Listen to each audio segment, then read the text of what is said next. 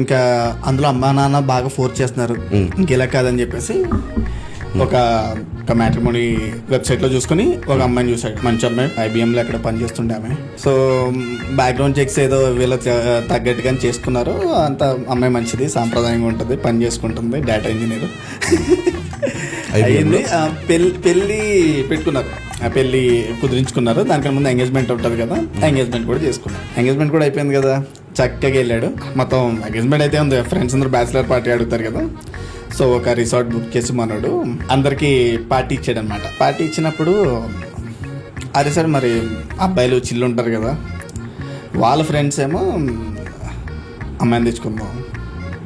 So ఆ resort ఓనర్ని అడిగితే ఈ అరేంజ్డ్ 1 person, సో వీళ్ళతో మాట్లాడండి, వీళ్ళు తీసుకొస్తారు, మీకు కావాల్సిన జోనర్స్ రష్యన్ లేదా కాలేజ్ ఆంటీ మీరు స్పెసిఫై చేయండి, మీరు తీసుకొస్తారండి. తీసుకెళ్ళారు. They preferred